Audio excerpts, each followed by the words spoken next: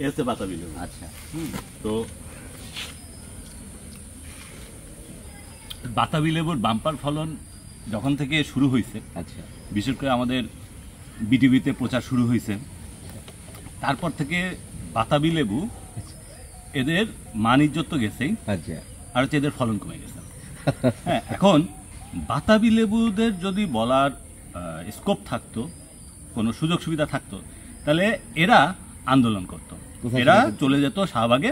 আচ্ছা, এবং এই বাতাবি লেবুরা আন্দোলন করত যে আমাদের বাম্পার ফলন ফিরায় দেন, আর আমাদের বাম্পার ফলন প্রচার করে আমাদের যে মানহানি করছেন, আচ্ছা, আমাদের যে মান ইজ্জতের ব্যাঘাত ঘটাইছেন, সেইগুলো ফিরায় দেন।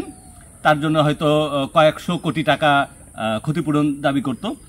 তারপরে হচ্ছে এই আন্দোলনটা যখন রূপ নিত ভালোভাবে, তারপরে তাদের মেনে নিতে হতো, এবং তারপর আবার বাতাবি লেবুর বাম্পার ফলন ফিরে আসতো। এখন তাহলে সর্বশেষ কি করণীয় উচিত? তো এখন হচ্ছে আবার আমাদের বাম্পার ফলন যেন হয়, ঘরে ঘরে বাতাবি লেবু লাগাইতে হবে, এবং বাতাবি লেবু নিয়ে বিশেষভাবে গবেষণা করতে হবে যে ছোট টবে গাছ হবে, গাছ ছোট হবে কিন্তু লেবু প্রচুর হবে।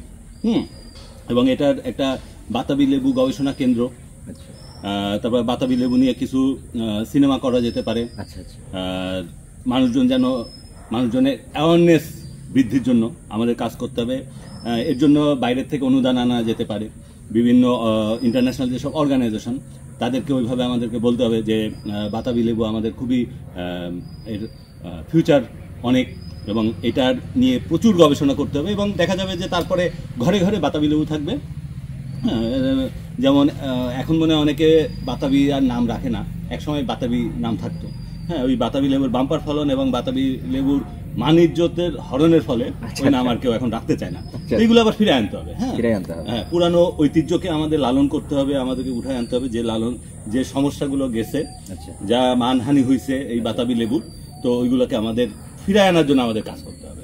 কাজ করাটা সেটা কি আবার কি আমরা বিটিভিতে প্রচারণার মাধ্যমে যেতে পারি কি? অবশ্যই, অবশ্যই আবার বিটিভিতে এখন প্রচার করতে হবে যে বাতাবি লেবুর বাম্পার ফলন হয়েছে, কোন জায়গা হয়েছে, সেইগুলো আবার খোঁজ খবর নিয়ে আসতে হবে, যে বাতাবি লেবুরও দেশ উন্নয়নের পিছনে ভূমিকা রাখতে হবে, এবং ভূমিকা আছে।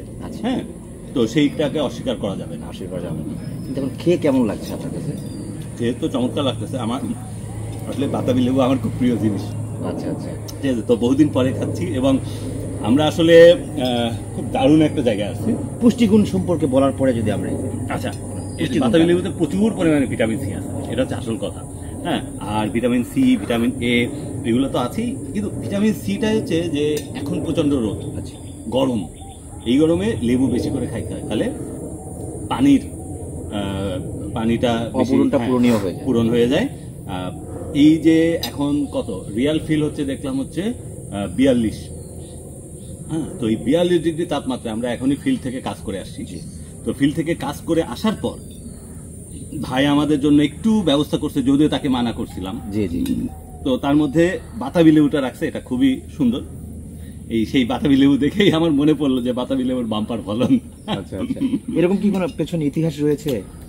আসলে কি বাস্তবতা যে বিটিভিতে প্রচারের পরে বাতাবি লেবু তার ঐতিহ্য ইতিহাস থেকে সরে গেছে? এখন আর বাতাবি লেবু নিয়ে কেউ প্রচার করবে না। ঠিক আছে, বাতাবি লেবু নিয়ে কেউ প্রচার করতে গেলে তখন তারে ধরে মার দিতে পারে। এটা হচ্ছে একদম মানে আমাদের অপছন্দের একটা জিনিস হয়ে গেছে, যার ফলে এখন বাতাবি লেবু আর অনেকে চাষ করতে চাইলেও মনে হয় প্রচার করবে না। তো আমরা এখানে আসছিলাম একটা ফিল্ডে, সেই জমি থেকে আসছি, চলে যাবো এখন, এই জমির কাজ শেষ, আমরা আবার আরেকটা জমিতে যাব। তো ভাই আমাদেরকে জোর করে বসায় রেখে তার এই যে জায়গায়, খুব সুন্দর একটা জায়গা, মাচা করে দিছে, গাছের নিচে খুবই ঠান্ডা, এবং এইখানে তার গাছের বাতাবি লেবু, তারপর তার ক্ষেতের শশার জাতটা কি সেটা যদি একটু বলতেন। এটা সম্ভবত ময়নামতি, মালিক সিডসের, ময়নামতি। এবং আরও আছে হচ্ছে আম।